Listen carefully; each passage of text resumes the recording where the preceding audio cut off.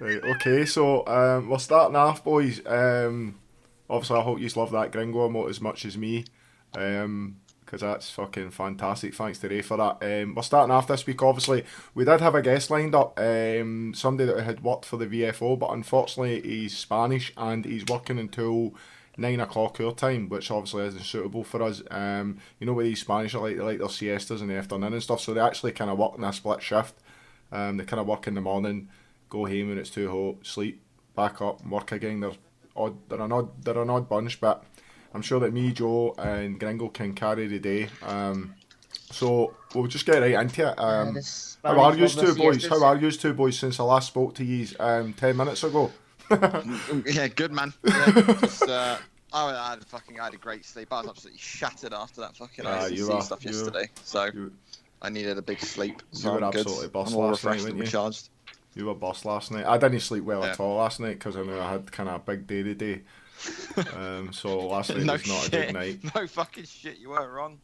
Nah, well, it is what it is. It is what it is. We move along. We move along. So, how are you, Joe? What's happening? I had a nice chilled night last night. Not a lot. Chilled night, no streaming, same night, chilled, and then going to go hammer for tong with Phoenix this week. I need a centre back tonight, Joe. What are you saying? You know what? I'll turn you up, and you can ask my wife if she throws something at me and hits me. I'm blaming you. Right, go then, go, Joe. Hold on. Right, go ask. Joe's beautiful, handsome wife. Can Joseph please play centre back for Unity?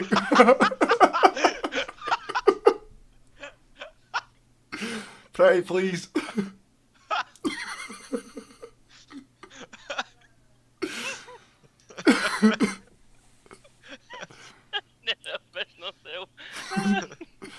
Come on, Sarah, you can do it. It's Sarah in it. I'm not allowed it. I'm not allowed to do it. Right, that's going to be the greatest moment in podcast history so far. That needs a clip, that needs a clip. So we're just going to get into it, boys. I guess what we're going to kick off with is obviously Adam. The topic of the conversation tonight is the VFO. Just to give you a kind of broadsheet of the VFO, it was the Spanish and Italians got right into VFO. That's kind of where it set its house was in Spain. Kind of the whole Spanish scene was on board with it, and all the teams like basically Recreativo, Hispanicos, and all these kind of teams change names into actual proper VFO names, like so VFO say Real Madrid or whatever. Aaron has got like, a lot more background on this, but I do have I have a very very specific topic point on this for later after Aaron's kind of explained his thing. So, Aaron, if you want to take it away, man, you're the man with the plan on this because me and Joe are just kind of we're winging it in terms of your knowledge yet. Because Yeah, and it's interesting for you two as well because you two never really got the details. Because I think even when it happened back in January 2017, when they flew me out to Madrid and they That talked to was me a and stuff. VFL. I was with VFL. Yeah. Time. Yeah. The most I got remembering was the conversation with was his name Soul that came out. Yeah, that's about it. I mean, so I bar that, I don't think many admins knew anything about it. I think the admins at the time knew I was going to Spain, knew VFO were flying me out, but I just couldn't really talk too much about it other than that. So yeah, it's just it was pretty random to be honest. So like Andy said, it still is a big backed. I don't know if you want to. I guess you have to call it a company that that is, I don't know, it was, I don't know if it is still, ran by two businessmen that were based in Spain that had connects and contacts within some department of EA and also had some sort of link to people at various clubs in Spain. And it was very much the first kind of big organization that was getting professional football clubs into pro clubs and having players represent actual teams.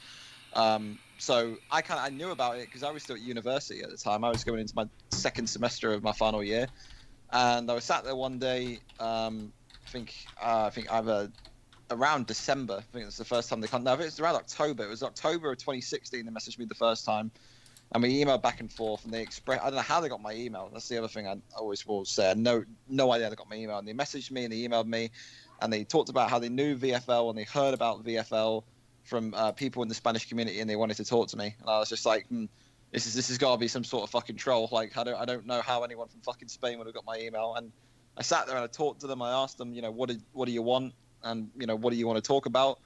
And I think a couple of weeks later we organised some sort of like phone call, and I sat and spoke to one of the main guys who I still have on WhatsApp for I think nearly an hour and a half, just about clubs vision, and just about VFO, VFL, everything.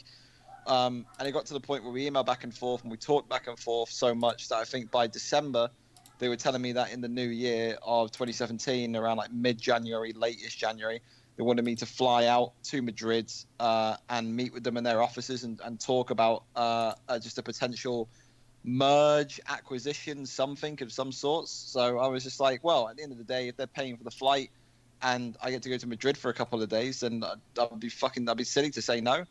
So I said, yeah, go for it, do it. And then I was like, okay, if this is a troll, then surely, they won't send me any sort of booking confirmation. But no, booking confirmation came. EasyJet, by the way, not salty, but fucking EasyJet, really. EasyJet, standard economy class, still not salty, but, could have been better. I had to sit next to a guy coughing for a fucking hour. It's fantastic. And yeah, then flew over there. And I didn't know what really to expect. But I tell you, when I landed there and immediately started talking to them, it was unreal, because the insight that they connect clubs to business with is just unreal. And that's how I look at like any sort of site, league, company, anything wanting to kind of merge a business aspect and the playing aspect together at the same time. Because the way that they just handled it was just amazing. So I get to Madrid, I fly into Madrid, I get into a taxi, go to this random area of Madrid, not knowing who I'm looking for, and then I arrive at this pub, or near this pub. A guy flags me over, he's like, oh, it's me, I'm like, oh, hey, sit down, have a couple of beers, and then I end up going to see their office, which is pretty much what I can only describe as the center of Madrid. And I think including their office tour and including sitting down and talking to them and just talking about clubs and everything in general, I think I got there at like 2:00 and then I got out of there and we went for dinner at like 7:00. So it's just 5 hours of just looking around, looking at stuff and just talking pro clubs. So I walk into this office and I'm talking, this office is the most fucking amazing office I've ever seen in terms of like a football fanatics office. Like, it's the whole office is like football themed, like pitch themed. They got jerseys in there all signed and stuff from all the Spanish clubs, all the big ones, because like their office, when you go up the stairs and you look out towards Madrid, you can see I can't remember what, I'm pretty sure it's over you can pretty much see the Bernabeu like in the distance, like on the horizon. So like they've got all the merch, all the stuff in there.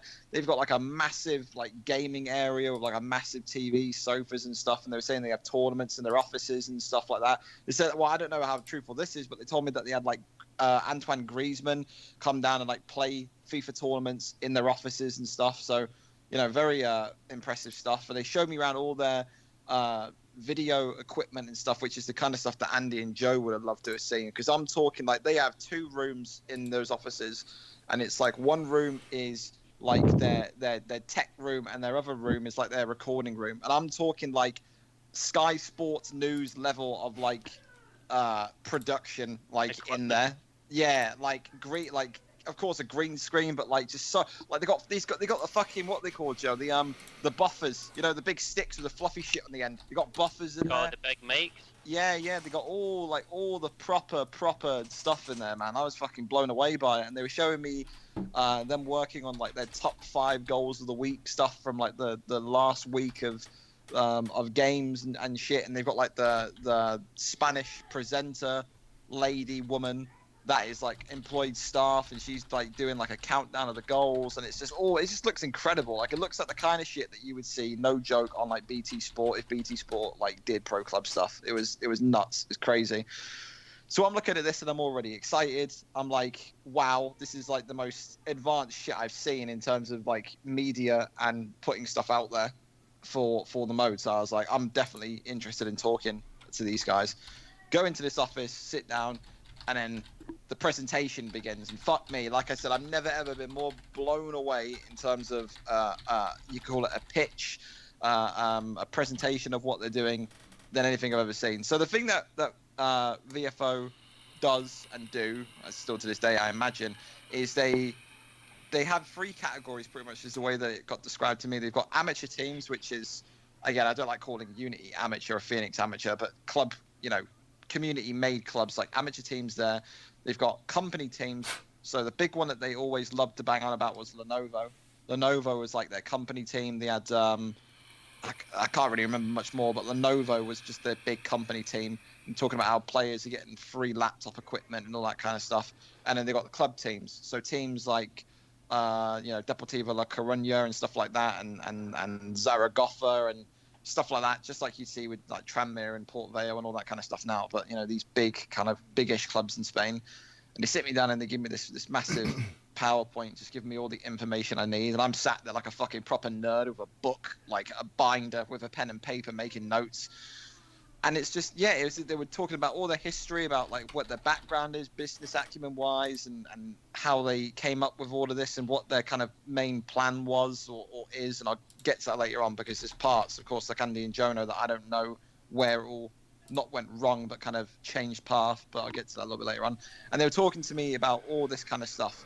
And the offer got made to me pretty much with, in this meeting, that they wanted, after hearing about VFL, looking at VFL and seeing the size of VFL and how people in the UK take to VFL, wanting VFL to kind of be their UK segment of VFO. They wanted us to be VFO England or VFO UK.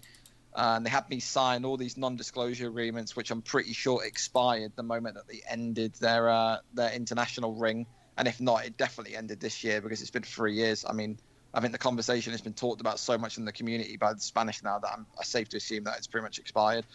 And they had me pretty much there, and they were just they just wanted us to really get involved and be in that kind of VFO circle.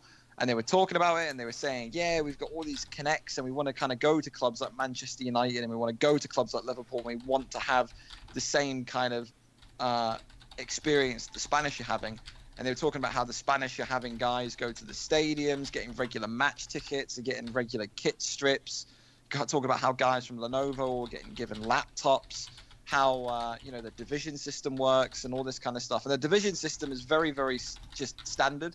It's not like VFL. We've got like the kind of the pyramid where there's 4 or 5 different main regions, and then there's 2 leagues within a region. It's very much just straight like kind of Division 1, Division 10. You work your way up from Division 10 up to Division 1, and of course the higher you get, the harder it gets, and the higher you get, the more attention you get from these brands and companies and stuff. Because the way that they had it run in Spain was that the company or the brand, especially the branded companies like Lenovo, were very, very observant of who is doing well, who is the team that is improving and doing the best, and then kind of approaching VFO and asking them if they'd be interested with a partnership.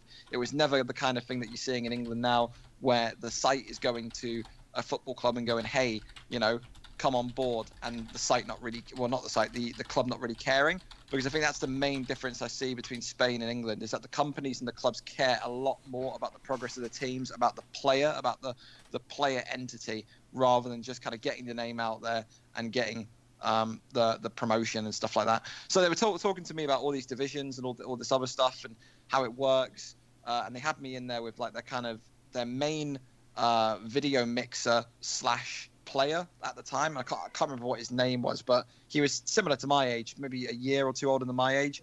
And he was giving me the kind of player lowdown, showing me their website, their app, everything. Their website, by the way, at the time, this is in 2017 when VFO had just moved over to Zenforo, and I thought Zenforo was like the tits. The website VFO showed me was the most immaculate fucking thing I've ever seen in my life.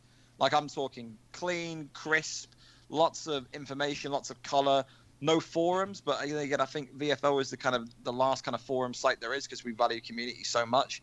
But they were, this website looked like it cost like at least 20,000. Like, it looked absolutely fucking pristine. Like, it was nuts.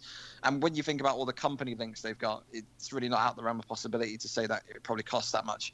But so I'll answer questions and stuff from the chat and from these two about companies and clubs. But they are still a thing, aren't they, in Spain? Yeah. Here's a question: are they anything to do with what goes on in Portugal? I don't think they are. They are. are so far ahead. They're so far ahead. Portugal's so far ahead of everything that we've got here, structure-wise. I don't think VFO exists anymore as a thing. Mm-hmm. I think it still exists. I think it still exists. I think they It's pulled. like I think they pulled out of FIFA. I believe they have. I think that's how. Because all the Spanish teams went away, end up going away to PS4, but I don't think they're all called like VFO this and VFO that anymore. I don't think. For my I understanding. still feel because I still see VFO clubs running about Twitter. So I don't know. Well, I really do feel like they are still around, but maybe at a more kind of scaled down level. Because that's the thing that I was going to go on to. But they are. Well, I don't know if I There's want to still go a into thing, it. Andy. I've just had a quick look, and if you write VFO FIFA 20, there's all sorts of YouTube videos for VFO leak stuff. right, Yeah. okay. Right, well, I thought there was a monumental collapse to them.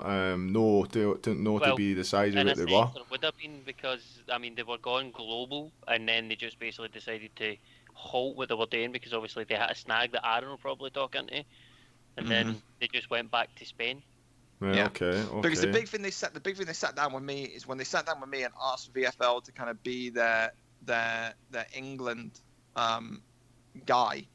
They were saying that they wanted to have like a fucking like a European Union type of thing, and they said at the time they were talking to guys in France, they were talking to guys in Italy, they were talking to guys all over the kind of globe of like the top sites, and wanted to kind of get all these sites together, like everyone in the old scene is always said, like everyone needs to be under one roof, and they're saying we want to do that, we want to have everyone in one place and have like the site, the hub, and have everyone run their own community pretty much. So I sat there, and of course, when you see all the business links and you see all the access to the clubs and stuff they got, because the way that they were talking, I mean, they never said it directly, but the way that they were in their mannerisms and the way that they were very confident, they gave you the vibe that they were the kind of people that could call up a club like Manchester United and have a meeting organized with Manchester United by like the end of that week. They were very, very high status in terms of how they were. And to be fair, when you look at their offices and everything surrounding that, and all these pie charts and graphs on how it's just year upon year growth and how the player pool exploded for them, it's difficult to argue against. But yeah, so they pretty much wrapped this up, and they had all this happen and left me with that, and they took me back to the hotel, and then we went for food, went for drinks and everything, and then they were asking me, and this is the kind of grooming process that I heard about, because they were asking me over dinner if I wanted to stay in Madrid for a couple of extra days to go and watch like a Madrid game, and I was like, yeah, fuck it, of course. How the fuck am I going to say no?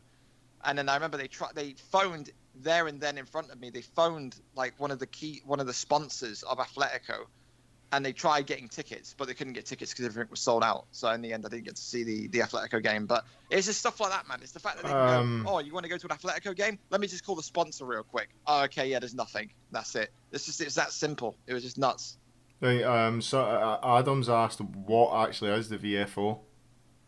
Okay, so I mean, it's basically imagine VFL, but ran by two businessmen in their mid 30s that have a business Company, background, that have a company that it's all legit kosher company, and they've got links to massive companies, massive football clubs, and that kind of thing. They pretty much admitted as well. Again, this is hazy, but they said that they approached EA with this kind of thing, and I asked them when I first met them, do they directly work with EA?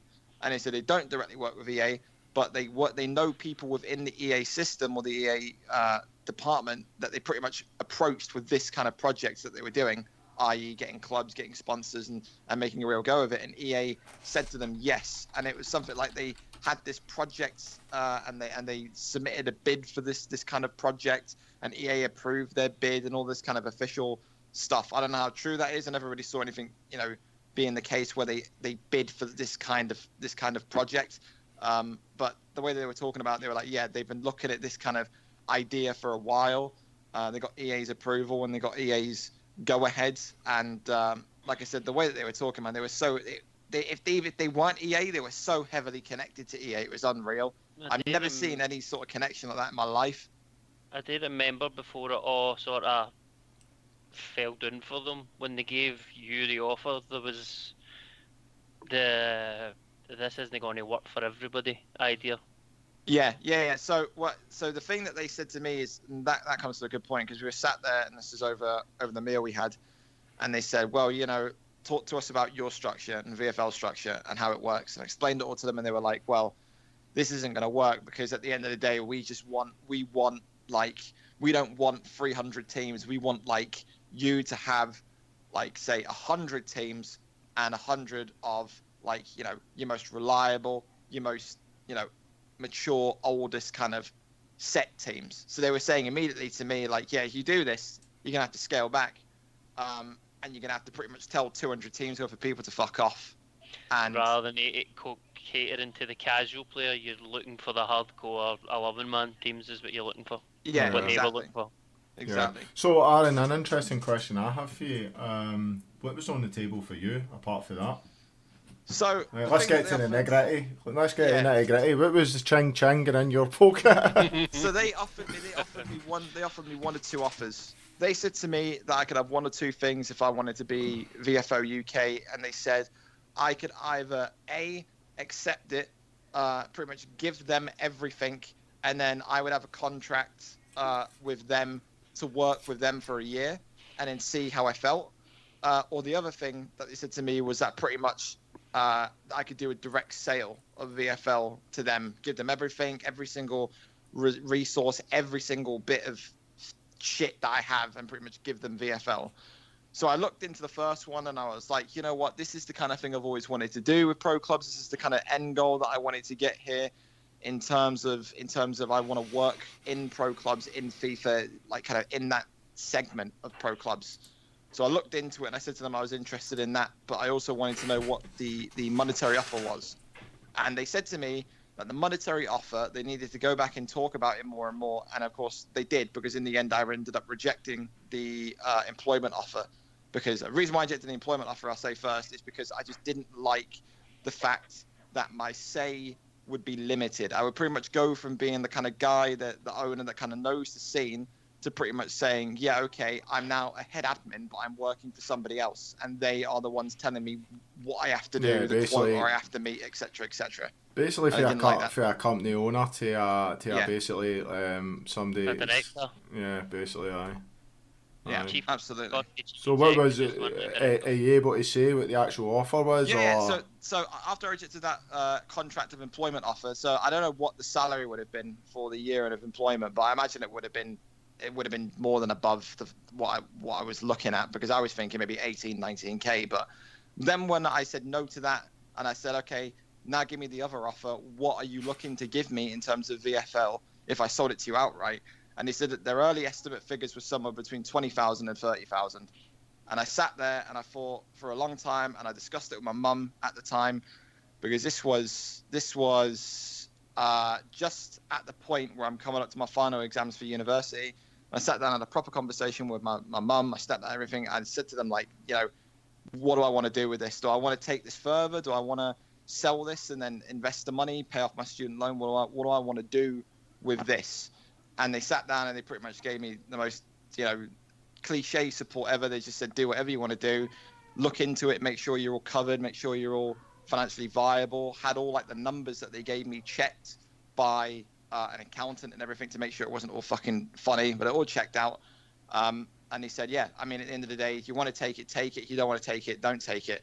And then I looked at it and I said to myself, I feel like I can do more with this. I feel like I can do more with like a kind of legacy than just give VFL away for 20 to 30,000. And maybe stupidly, maybe correctly, at that point, I said to myself, I reckon I can get more for this if I just make more future like adjustments down the years, and I reckon they'll come back.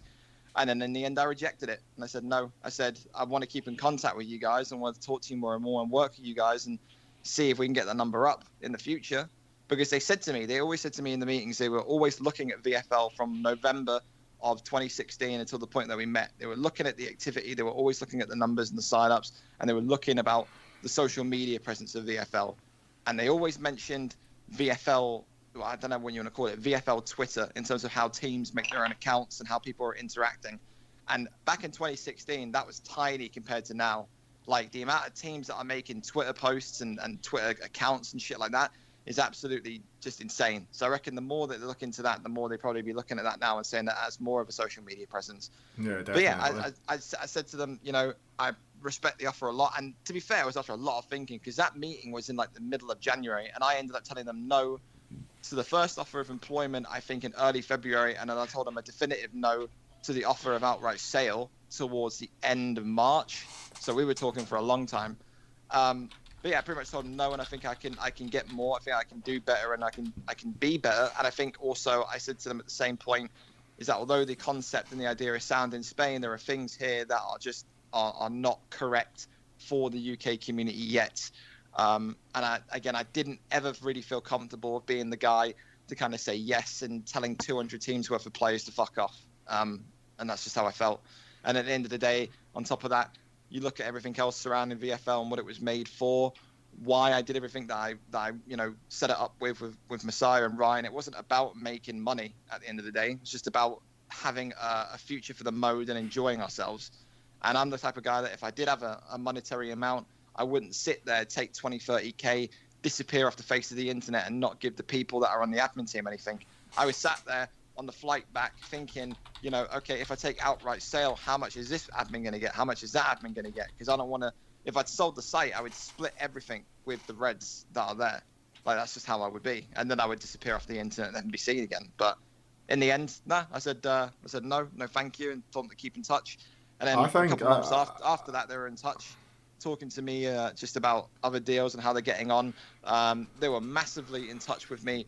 Was it FIFA 7? Was it? I don't know what FIFA was. FIFA 18 when the friendlies glitch happened.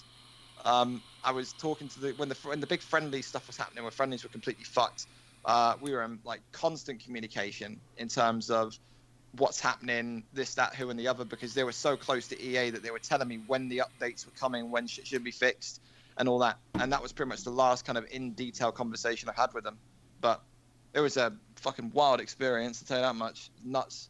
Yeah, no, I mean, because I was saying to Joe earlier, and obviously I'd alluded to you earlier too, but there was like this was around about the time, because obviously on the first podcast we spoke about us being at loggerheads, no talking to each other and all this shit, right?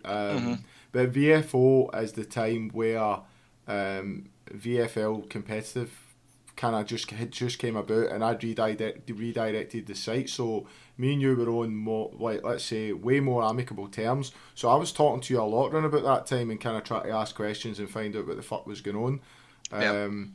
But my question to you is that if that had happened, if you'd have went in there, right, say, forget the offer, forget the 30 grand offer, say you'd have took the first instance and they'd have come in and they want the like, because they would have started off slow at first, it would have been like 4 or 5 teams, 10 teams, then 20, blah blah blah. How viable, based on your history, was, say, Unity to you? Like, was like a team like Unity and your thoughts is that's one that we need to try and grab? The thing that when I heard all of the kind of the entrant, like their entrance strategy in terms of what they wanted to do, I immediately thought of teams like the old scene, Unity, Wonderful, Phoenix, fucking Vendetta. I was thinking of like all those kind of clubs. It's like this is back as well when Skinny was like big in the UK scene. So I immediately thought of Skinny's team, his VFL team, and I was thinking of teams like that. But at the end of the day, I look at it and I just think, okay, if they're asking me to cut 200 teams immediate, upon entrance, and they want me to give you like the top 100, then it's like, at what point does that 100 get chopped down by another 20 or another 50? Or at what point are we saying that there's only going to be one division of 20 teams, and then I've gone from running a 300 team site that is all inclusive to running a 20 team site of only the top 20 in the UK? And like, what does that do for the scene? That's the way I felt about it. You're at this point where we're going to have the best of both worlds. Yeah. The only thing that we don't have is I was in the shower the night and I was thinking about this coming on, and it's like the only thing that we don't have is the financial clout, or the clout of something like a club, a company, or for talk's sake, something like an FA. Like Portugal have the Portuguese FA that practically run their club side. It's something like that we're missing, to basically grab EA by the scruff of the fucking neck and give them a shake. This is what we need you to do, and fucking do it. But that is basically because the structure, we basically got the structure, the base of everything that we need to see here.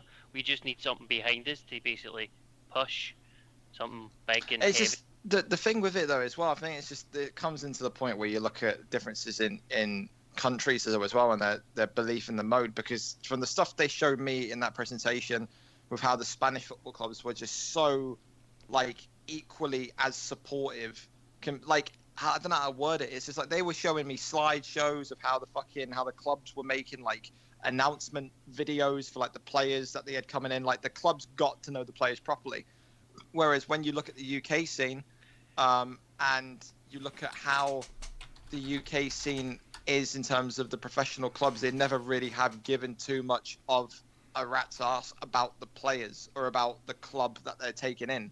Like, for example, if Unity got taken up by, let's say, a team like fucking Charlton, like, I would bet money on it that Charlton wouldn't give a flying fuck about who Andy is, the history of Unity, anything. Like, the thing that these Spanish clubs took on board, whether it was in the first division in La Liga and a club like Zaragoza or Betis, or a team in the fucking Spanish fifth tier that has a fucking stadium capacity of like 100 people, is that the enthusiasm for kind of getting to know the roster and the players was that more aligned with like that of the COD scene. Like they were really important. key in that.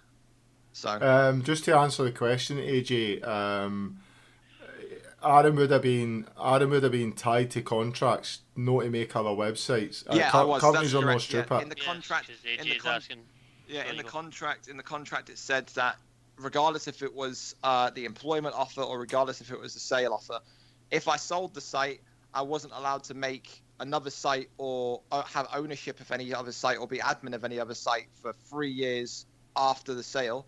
And if I took the employment offer, then I wouldn't be able to own, admin, or do anything on any other site regarding pro clubs for at least 3 years after my employment contract ended. That's the way that it pretty much got worded. I'm going to answer another question. Aaron, that topic's already been covered on previous podcasts. Gringo makes enough to cover balls, cover VFL server balls, look after his mother, who we all know had a stroke in that a few years ago. He's comfortable, and that's all we need to know. If people don't want to use the website because of that, that's entirely up to them. He's been very transparent on what he earns. I don't think we need to keep asking him every single podcast. I don't know. Like I said, at the end of the day, I have enough to. VFL is not my only thing. This is the thing that people forget. Like, there are other things I do outside of VFL that I just don't talk about, because at the end of the day, away from this topic, you also forget that in 2016, I had people doxing me, fucking leaking my phone, my home phone, my address and shit all over Twitter, the internet, everything. So just need to look at the referee. Yeah, there you go. There's my occupation completely fucking revealed. He's the DER man that fucks up all the decisions. Yeah. It's always late on that train.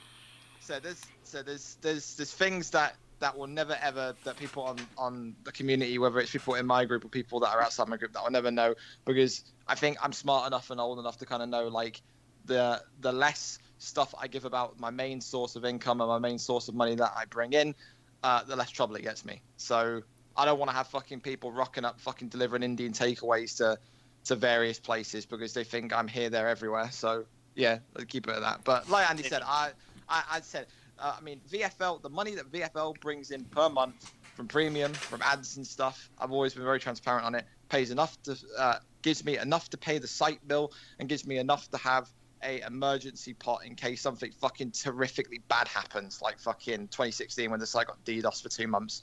We have a nice fucking emergency pot, and that's it. And if the site ever closes down and that emergency pot isn't needed, you best believe that every single fucking red admin at the current time is getting a split, and that's how I'll fucking bow out. So yeah, back to the fucking main thing. What was the question? I completely forgot.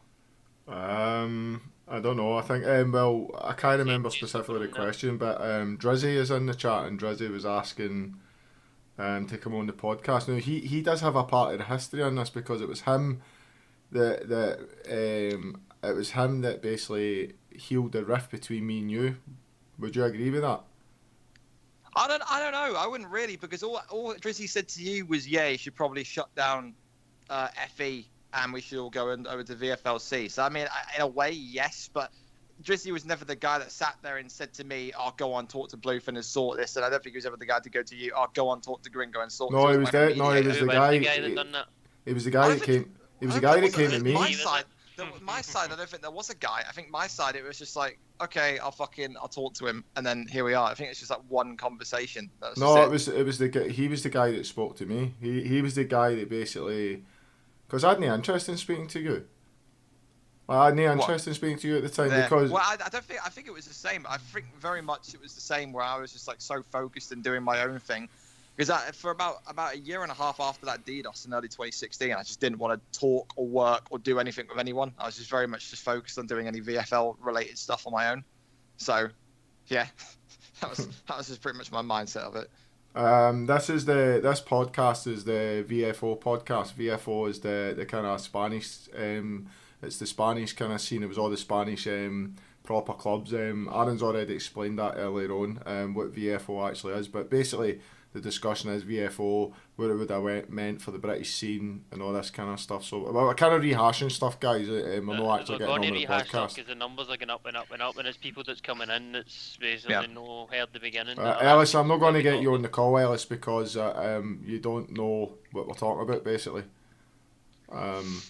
You need to be an old person in the scene to know all that stuff in the history. So no offence to you. Here's one, right? Just say in hindsight, or not in hindsight, just for talking sake, that you did take that, where would we be just now?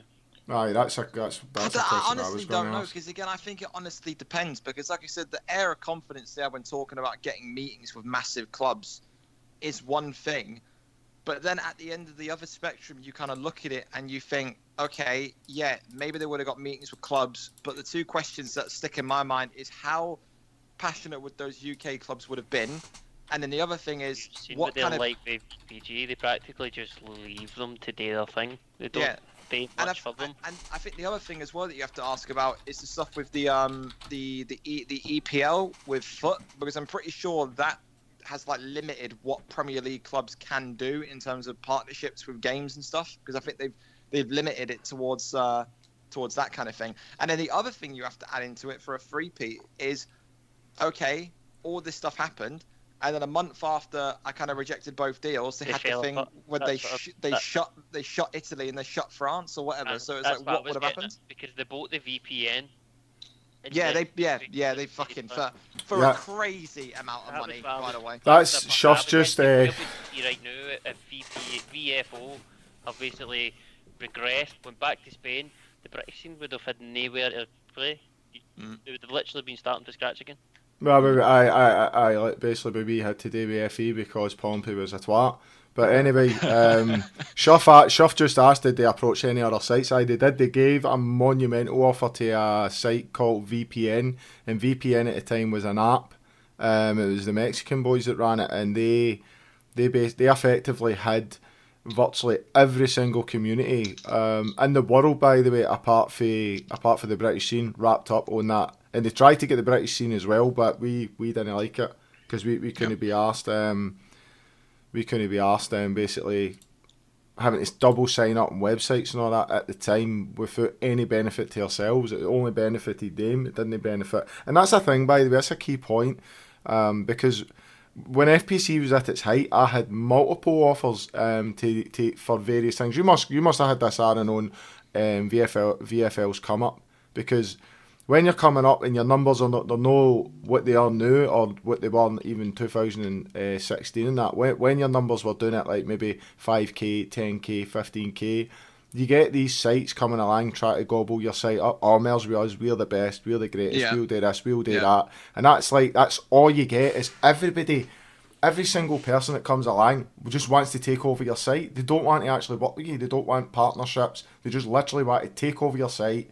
And you're just a prick that's running it for them. And it's like every time, I mean, I must have had about fucking 20 offers for that over the years. Like, I just come in with us and we'll do this and we'll do that. And I'm like, no, fuck off. And that's the thing as well that really scared me about the whole VFO deal, because the thought was in my head, because I'm a massive pessimist. Joe knows from the admin thing, is that, like, when the VFO thing happened, I was thinking there and then, I was like, what happens if after a year of employment they tell me, yeah, now we're fine with you, now you can fuck off, and they've pretty much taken a year of work of like me refining this site and this kind of atmosphere or this scene, and then they basically take it all, and then I'm left with just nothing.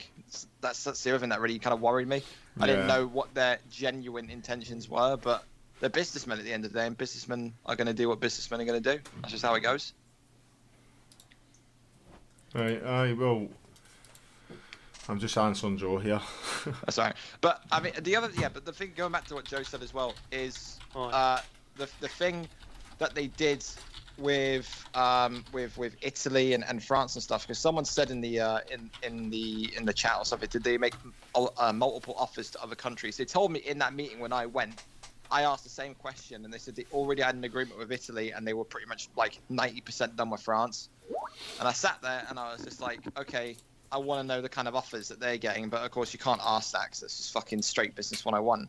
But then when I reject both offers, and then a month later I'm seeing the fucking, breaking news, fucking comunicado oficial from the fucking VFO Twitter that they're ceasing operating in France and Italy, that makes you feel like, Jesus Christ, I dodged the bullet there. Because yeah, sure, I would have made it. What the reason was for that? I have no idea. I honestly don't have a fucking Scooby-Doo as to why. We read an article. Joe, there was some sort of regulation or something that they came up against. That me and you read an article. Joe, me and you read an article at the time. That's what I'm trying to remember.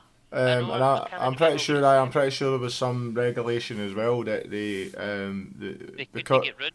It was I don't know if I'm just making this up, but I think it was something to do with along the lines of, it was something to do with residency, the country you were in or something like that. The rumour I heard was like it was some sort of massive EA violation that pretty much resulted in EA saying that since they were out of their natural territory or whatever of Spain, they weren't allowed to do certain things in other like regions and other European countries or whatever. I never knew like the entire like official story, but that was the rumor that I heard from multiple people. The only people that would have known would have been people like the guy that's supposed to get on like Alejandro and stuff. They like had Club America and all that, remember? Yeah, they did. Yeah, Club America and Mexico, and they were doing all that stuff as well. I've literally just found every team that they had. It's quite a lot of them. Yeah, they said they were Spanish. They were so massive in Spain and Mexico. It was unreal. But yeah, like no one really knows. I think the only real people that would ever know about what happened to VFO and why it got halted up in Italy and France would have been the guys that they were dealing with in Italy and France, but also the guys at the helm in Spain. Because it must have been something big for them to immediately on the same day announcing all their foreign kind of nations other than Spain that they're not doing anything anymore, and that they'll try and do it in the future. So it was weird for sure. But yeah, I think whatever it was, I think it must not be fucking like it must not be something that they can overcome, because this is like 2 years ago now, and they still haven't kind of re-branched out into like nations like Italy and France and stuff. I have no idea. Maybe it's something to do with tax. I have no idea. I couldn't comment. But it was something big, no doubt. Has he ever tried to buy VFO? No, I don't think so. Mate, you don't understand. I ain't got enough money to fucking buy a share in VFO, let alone fucking VFO in general. Jesus Christ. Fuck's sake, you can't even buy the shed in our back garden. Mate, honestly, I was sat there just in awe at that fucking Griezmann's like signed jersey in their fucking like lobby. I was like, Jesus Christ, I could just take this, nick it, kick the door open, and run down the streets of fucking Madrid with it. It was just had all this shit everywhere. They had fucking I mean, the most interesting thing they had in their office was some sort of like full kit in like a cabinet, some Barcelona kit, like some sort of some actual full kit, like the socks, trousers, or shorts, fucking shirt, everything. I don't know what, but it was like a proper dusty looking kit from the 90s. So some fucking famous shit. Well, there's another thing with VFO as well. They do not end up with an exclusivity to PlayStation, and that's why the whole kind of Spanish scene had to go across to, because the whole Spanish team collapsed. Like there is the Spanish scene on Xbox now is non-existent. It used to be massive. It was almost as big as the UK scene, and now where are Hispanicos and Recreativo and all that, they're all on PS4 under the guise of these teams. And they've stayed there ever since, so they don't, because they used to obviously be quite prevalent in their tournaments. Used to be like 6 or 7 of them used to play in their tournaments, every fucking tournament, and then just bang, gone. I never knew they had an exclusivity with PS4. I never knew that. Look at you, Andy, bringing knowledge to the table. Well, that's another one as JR's saying as well, because we used to have a really big, we used to own FPC, we used to have a whole German section, like, and there was like fucking hundreds of them on it, because we've got like FPC Germany, and that's gone as well now. There is no German team. I think there's one. There's just no German scene whatsoever. I mean, Spanish scene is small, but the German scene is non-existent. But on PS4, the two of them are fucking massive, and the British scene, by the way, in PS4 is teeny compared to they two. Yeah, this is. I just know like the excitement that it generated in Spain, because I remember at the time speaking to not speaking directly to Soul about it, but guys like Soul were so hype for the kind of VFO stuff. Like, I remember there were guys in the Spanish scene that I'd never heard of before that were just like kind of like pushing and like kind of publicly saying, yes, accept this and become the UK portion because it's going to be massive. But yeah, I mean, I got nothing. I got no ill will towards the guys that run VFO. At the end of the day, they were lovely people. I want to put something in the chat for you to read. Let's just say I've been in Inspector Cluzo. Well, basically, I found a press release from back then. Nice. And it's basically talking about they had France, Germany just join, Italy and Spain, and they're talking about another one because they've got 8. Reading this, it says they've got 8. I've lost what it was. It's 8. So 8 regions. I think Mexico must have been the other one, but it doesn't name them. They're talking about FAPA down the bottom. I know, I see that. They joined FEPA esports join forces with VFO as also a major step in providing the best European and international experience possible. Do you remember that FEPA website, FEPA esport? Because that's not obviously the original FEPA. That was the one run by the French boy. And that site was actually unreal, but I had a major distrust of that boy.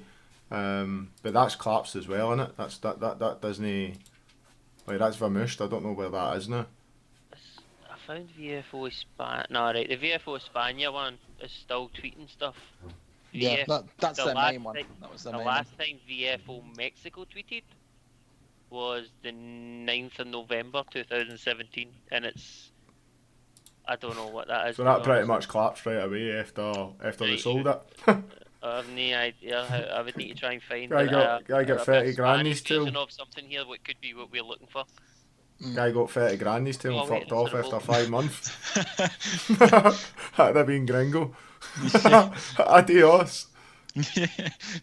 Gonna make a fucking Mexican fucking lemonade business in Tijuana. Do you want to know what the last thing that the Mexican thing retweeted?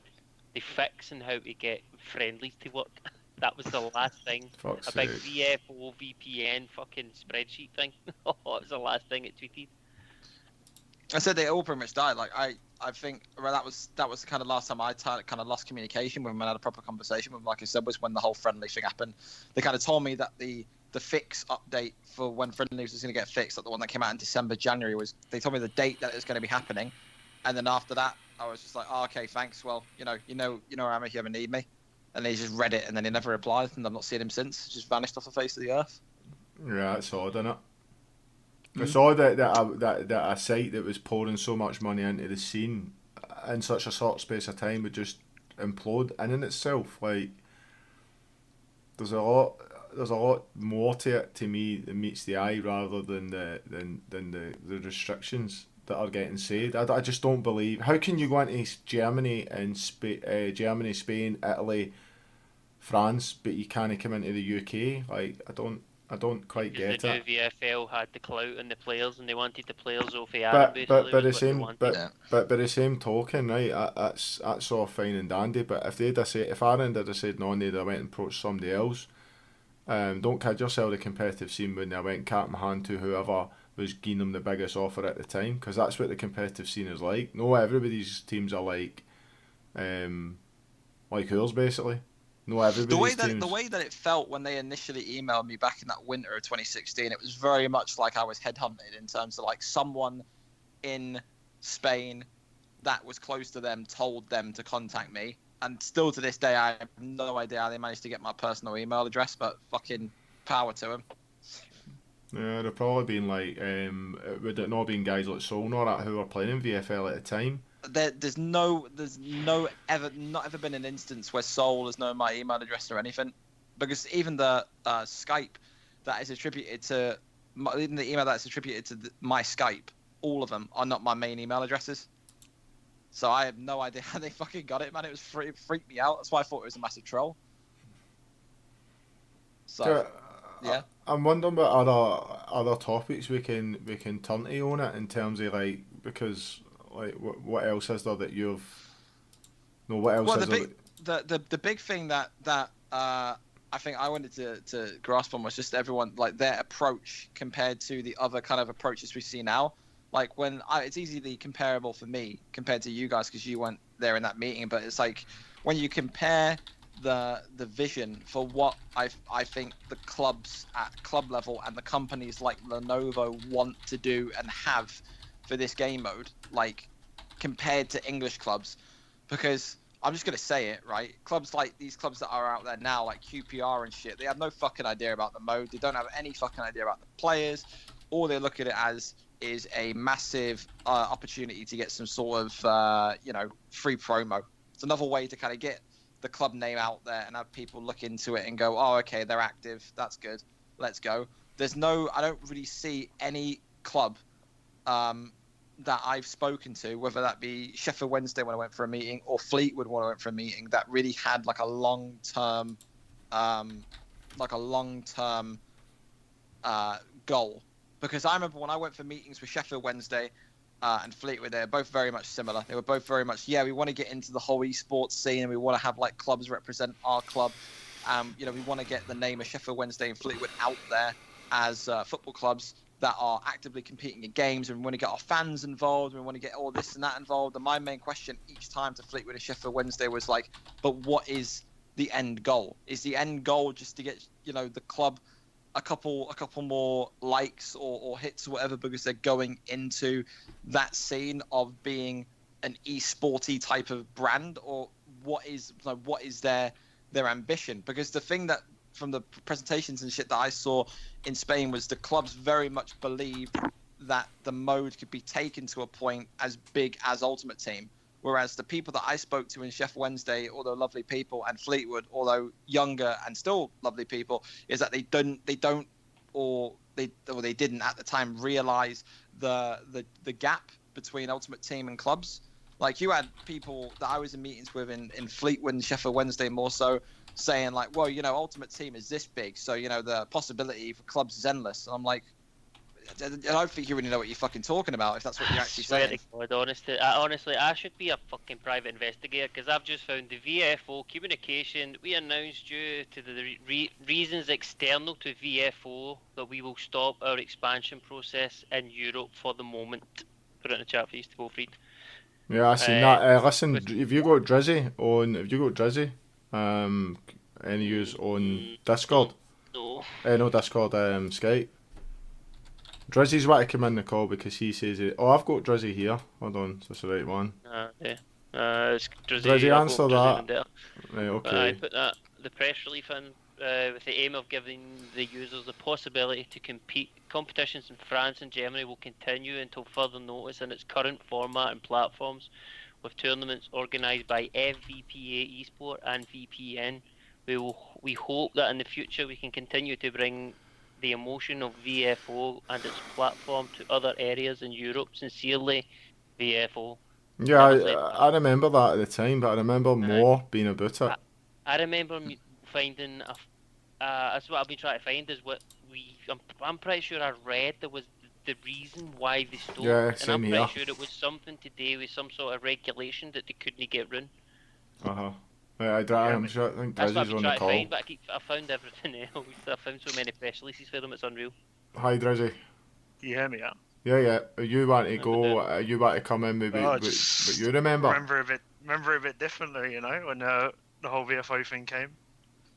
That's all. It's just I remember Gringo saying VFO, like, they they needed Gringo to show them like 11-man teams because they wasn't really interested in like VFL, Aston Villa, like actual teams that were already like branded, like because they never didn't want got that shit.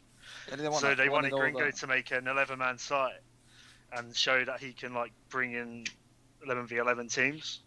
So obviously, I got told to go speak to Bluefin, like try and I got sold the dream basically. So I went to We speak all to did. Bluefin, bring him in. Don't get me wrong, it was a bullet dodge. They're fucking terrible.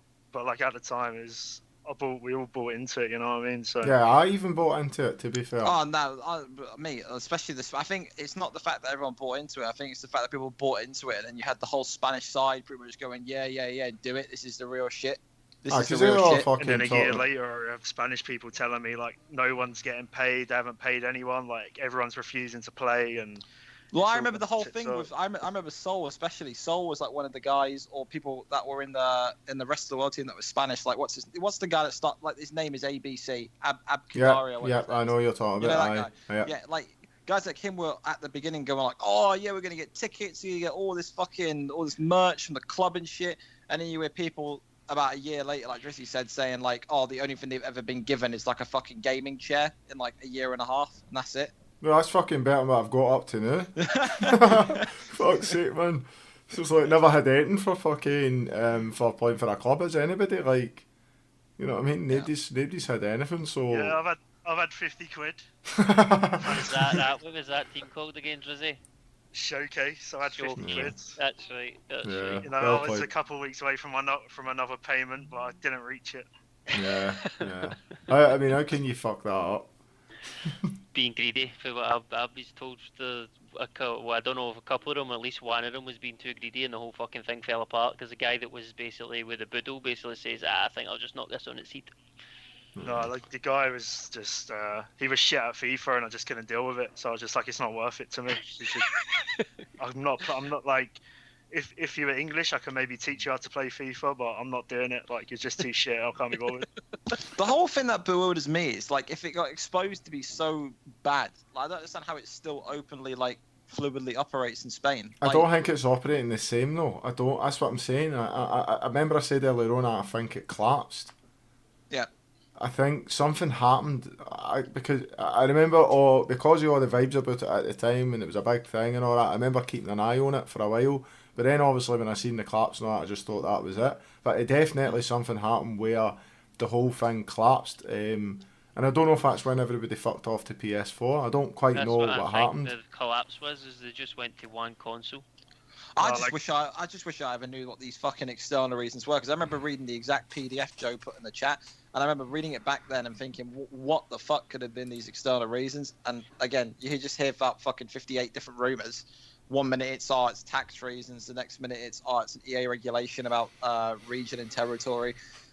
It's said there was like about 6 or 7 different reasons as to what these external reasons are that no one ever really got to the bottom of. That VFO themselves didn't even want to confirm or clarify on. Even if they did go into PlayStation, I mean, before they were just I'm going to put up on where the they were doing, screen they had for the everything out chat. there. Whether they were playing games, they had showcases. They had that woman as a fucking presenter. Practically, I'm looking at her right now on Program 2, Top VFO. But I'm looking at others. There's VFO games here that was October 2019. So it's this FIFA, isn't it? It's this FIFA. Yeah. It's FIFA 20. It's FIFA 20. Yeah. I mean, there's nothing like pushing them. Because this guy that's got this video up was, I don't know how many games it is, because it's over an hour and 20 minutes long, this one video. And there's only 7 subs to the thing. Yeah, that's the big thing they said to me in this meeting as well. The whole thing that they said to me is that they were looking, the reason why they were looking at social media and stuff like Twitter is because they said that in England is like the main territory that can give them like a big boost on shit like YouTube and stuff. And they specifically in that meeting mentioned guys like Bruce, when Bruce was still making videos and content. And they were saying like, we need like a YouTube kind of guy like this, or like a Twitch guy that's big, to kind of consistently pump out content, consistently spread that kind of word. Because although their shit was so high quality in terms of their production and their marketing and stuff, like they just, like Joe said, like when you look at the channels and shit, there's not really anything there. Like their VFO YouTube channel that was getting subs back in 2016 or whatever was doing all right, had like 10,000 subs or whatever, but VFO it Spain wasn't. itself. Yeah, it wasn't generating anywhere near as much views as it should have been for the amount of money that was getting put in. Nowhere near. Right now, VFO Spain has 3,250 subscribers. Yeah, so I mean, like I said, they never really had like a massive media presence. I think as well, like even their Twitter, I think they had like that big boom period where everyone was talking about VFO, and their Twitter numbers I think only went from something like 4,000 to like 7,000, and then it's just completely stalled. I think that's the thing. I think they didn't know what territory to go into to really kind of expose it to like mass media, because even in Spain, I don't know if VFO was ever like consistently brought up in the news and stuff. You know how like there's articles and there's new shit wrote about how like Oxford announced an esports team. Like I never ever saw anything like that in Spain about like Real Betis or anything like that. I could be wrong, but fucking hell. I'm looking at the teams they're putting out. This team sheet. I've just remembered Philips, the fucking electrical company, had a sponsored team in this. Yes. Wasn't it just Philips football was the other teams? one. It was actual. Yeah, Lenovo, the laptop company, was the big one, and I remember Philips. And there was another one That's an interesting topic. Why is the British scene never had this kind of support? Why can we no go out and get sponsors? Because I've only seen one British club, by the way, with any sponsors. I remember Benson and Hedges sponsored a club. They act like fags. like people running about with like fucking Cigarettes. Benson and Hedges. Benson and Hedges Yeah, you need to avatars. clarify now you're a partner, Andy. Fuck me. Delete the VOD. Delete the VOD. No, I'm sure that's clarification enough. It's Fucking Andy says crossing his fingers under the desk, man. smokes, right? So like basically, but I remember one of the websites, like people had like Benson and Hedges as their like signatures on it, like fucking. But I can't remember. Somebody that has. I mean, we can do all this. We'll call it the grunt work, getting the community sorted, getting leagues sorted, getting them played. But we don't have anybody in, I don't know how to put it, an executive level that can get into boardrooms and sit and talk to people that actually have clout somewhere. The guy I was talking with, he had all that. Like he was in DMs with Astro France and all this shit. He had like 6 million subscribers on YouTube, and he was selling me the dream and all that shit. But it just. And he is probably the guy. And if someone is like motivated, they should probably just go to him and sort shit out, because he wanted to make a website. He wanted to run tournaments with like huge cash prizes, and he could speak to anyone. Like he was speaking to all these people, and generally like I was just not in the right frame of mind at that point. I wasn't playing FIFA at all. Drizzy, you sold everybody the dream. You literally sold the dream. You sold the whole community the dream. We were all fucking hanging on your coattails, man, like waiting to see what would happen, and then you're like, I can't be fucking arsed. Like the worst. To be fair though, you have to remember though, the shit has changed now of how EA have been sneaky and shit since this all happened. Because now when you go and look at the EA regs and shit like that, if you go and you want to run a tournament for pro clubs, they have the official regulations now saying that you are not allowed to offer a cash prize larger than 2,000 or 2,500 local currency. It's the same for buy-ins. They even cap buy-ins. In the official EA regs that came out last year during FIFA 19, they said, yeah, if you're running a pro clubs tournament and you want to do buy-ins for it, 2 major things. Number 1, the maximum a team can buy in for is 50 local currency. And number 2, the prize pot can only be made out of what you take in from buy-ins. So, for example, you can't fucking have a 16-team £50 comp and then offer 10k as the fucking prize, because that exceeds what you've collected in buy-ins. So they've all cracked down on that as well. And I never understood why EA cracked down. Yeah, why have they done that? I don't understand. It just seems like they're trying to completely suffocate the fucking mode, because I don't get that. They have no interest they've absolutely no interest in growing pro clubs. I mean, I think the fact that they keep it in every year is a feather in our cap, because I heard that in 2015 they wanted to get rid of it. I had the same shit from Shifty. Shifty told me the exact same thing in 2015. They completely wanted rid of the mode altogether, but because of the numbers that were still on it, they feared the backlash. Now, I think in many respects, because there's that many sites doing that much stuff in pro clubs now that the backlash would be even stronger, especially on social media. Social media would be, because as I said, if you can get 500 people right to tweet the same tweet, and then they 500 people retweet that tweet and or retweet everybody's tweet, you know how many notifications that is? It's fucking hundreds of thousands just by 500 people all retweeting each other's stuff. It's literally, you can literally bombard them. Because we basically bombarded them from Aye. everybody did, the French, the Germans, the Spanish, us.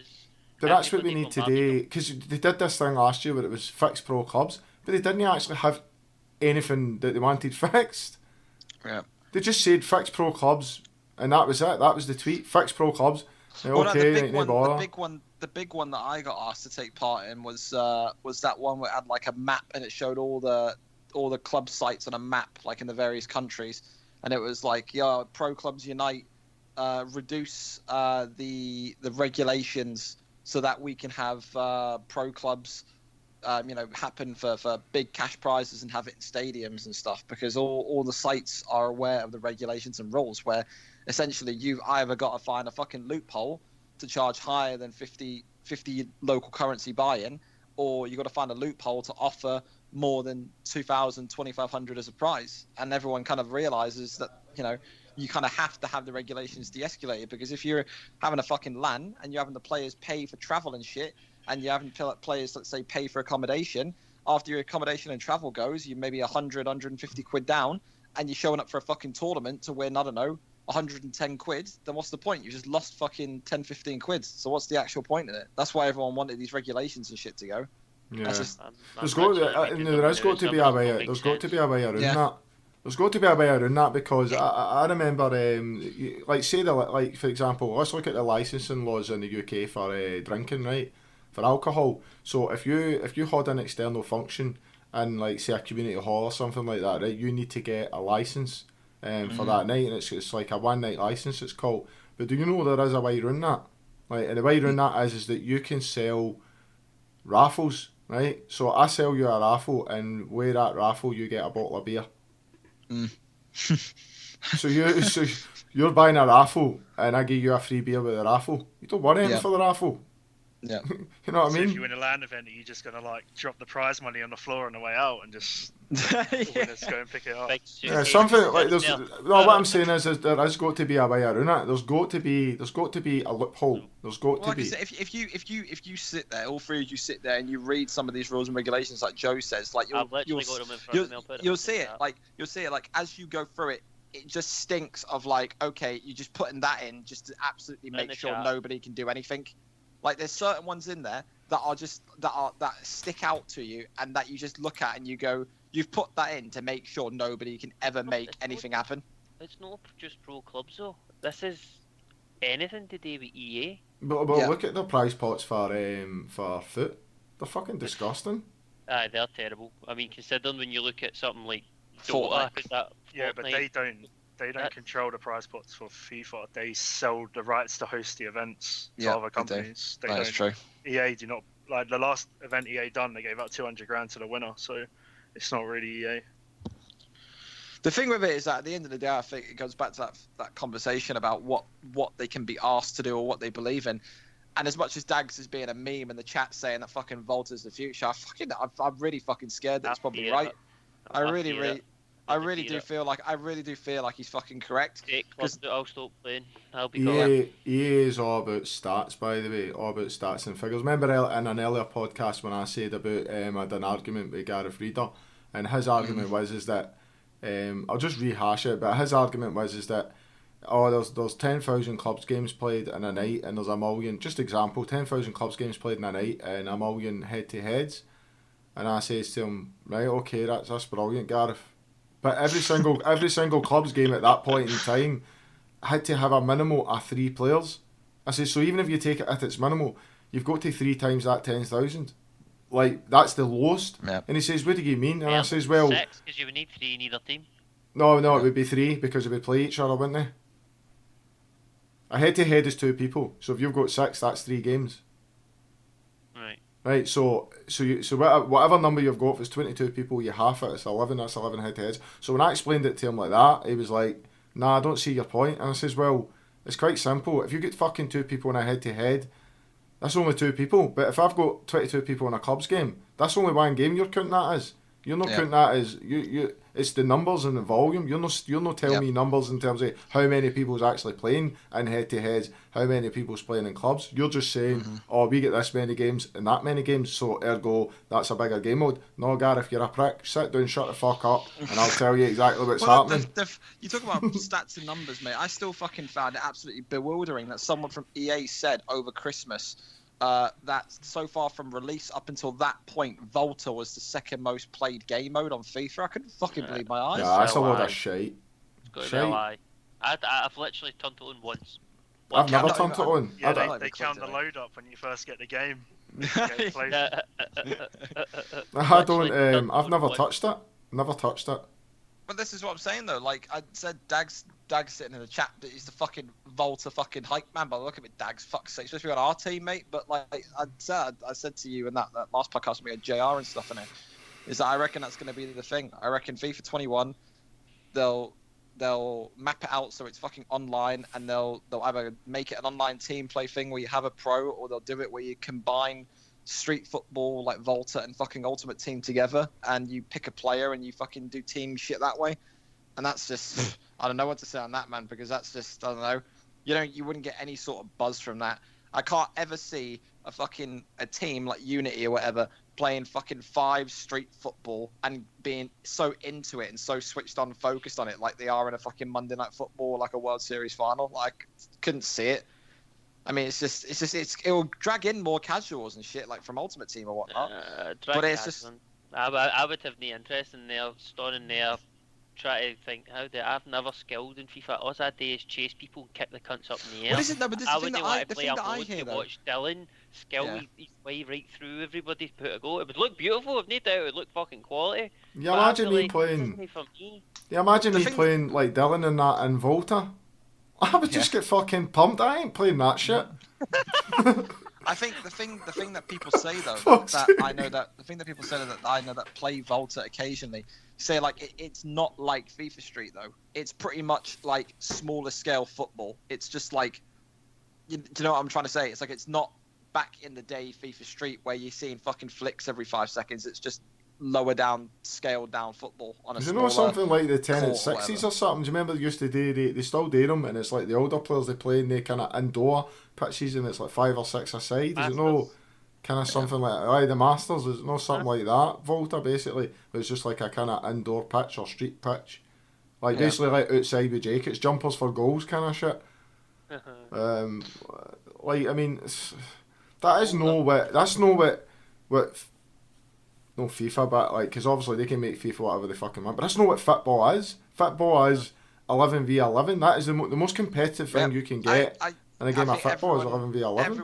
Everyone here agrees with you, man. But at the end of the day, I think it all comes back to the company you look at that's running the show, and you look at the shit like I said to you the other podcast, and the shit Dags has wrote in the chat about how it's smaller scale and it's for 5 people, and they'll always go back to that. EA will always go back to the fact that if they do Volta professionally as an esport, it's so much more lower scale, it's easier to accommodate, it's easier to do the travel and accommodation for, it's easier to do venues for, it's all fucking easier. I don't really agree with that though, to be honest, because I don't agree with it. That's what I don't understand. See, when they come out with that nonsense, I mean, just say the tournaments that they have now have what, from 80 to 150 people go to them. I don't know how many. Just say 80 to 150. How many teams is that? 100, that's what, 15 teams, 150 people.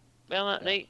No, it's the same number of fucking people. 14 it's teams. The same number of consoles. It's the same number of hotel rooms. It's the same number of fucking breakfast, dinners, lunches. It's not even the same number of hotel rooms. Because if you look at COD teams, is like the way you say like, oh, it's the people that have made the game, it's their fault. I don't think it is, because before Ultimate Team blew up and we was having all these tournaments and prize pools and all this, there was Gfinity were like properly organised. They were running that shit, and then obviously EA saw the potential, picked it up themselves and started doing that. I think if we actually like the scene was actually half decently like put together, like they might do the same. Might pick that up, aye. But that's the Obviously thing I might. well, Just to add to what you're saying, Drizzy, but I said this on an earlier podcast as well, is that I remember driving out my housing estate, and it was there was a big billboard. It was FIFA 11, and on it says B11, and it had 11 different characters, like different, but no virtual pros basically, and it was B11. They were plugging 11 man. That was the big thing on FIFA 11 because they went for FIFA 10 with no goalkeeper. So for them it was a massive thing. They were like, you can come on, you can be 11 players, you can play any position in the pitch, any formation. They had all these formations. They slimmed it down to one match lobby. It was like they were definitely looking at clubs as a viable game mode. They 100% were. And then some fucking some twat came along with like the foot idea and wrecked everything. Basically wrecked what FIFA could have been, and now it is just nothing but a fucking billion dollar fucking cash cow every year. I mean, you just need to if you've everything. There's nothing nobody's not seen it. Arguably the best FIFA player for the last year, 2 year. He was at the main event thing and getting the semi-final and done nothing in the interview but slam the game. Tells you how far the game's fell. Yeah. The game's fucking disgusting. I'm at the point where like I do just want him to take clubs out of the game. Like I've been playing this game since I was 13. I'm now 20. You know, Bluefin's been like a father to me all these years. I get dragged in. Like I haven't played this FIFA at all, like on clubs at all. I'm playing my first session tonight. I get dragged in constantly every year, and I've not played just because I just want them to take it out. To just put me out my fucking misery at this point. Yeah. I think, to be fair, I think a lot of people feel that way, Adrian, because I think a lot of people just want closure. I think people are, because I think there are so many people in the 11 scene, especially, that have sat there with hope every single FIFA and thought, oh, maybe this one will be the one. I think a lot of people are now just at the point it's just like floating about. Yeah, making sure they're still a little bit enough relevant just in case something does happen. Exactly.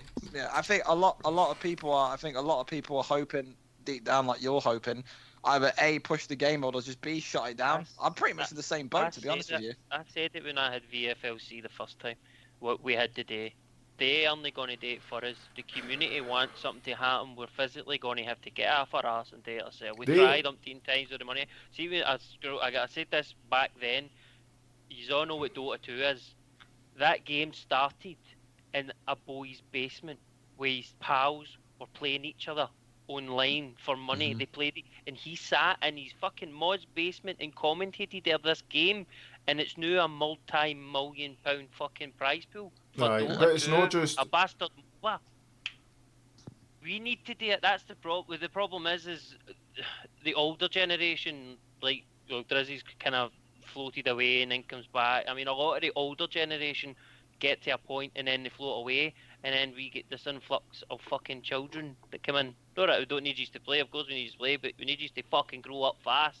No, the other, like going back to that and all, because look at Call of Duty. Call of Duty started off at fucking... It was just the players themselves that done something about it. They says, we're going to have LAN tournaments, and the prize pots were no worth a fuck. They weren't worth a fuck to anybody. But they done it, and what they done is they built a community. Like guys like Scump and JCap and all that. I'm sure everybody in the chat, or more 90% of people in the chat and yous obviously know what I'm talking about when I'm talking about COD and the characters in COD. Guys like Nameless and all that. These guys that's been here for years and years. But they're the exact same. They're to build the community themselves.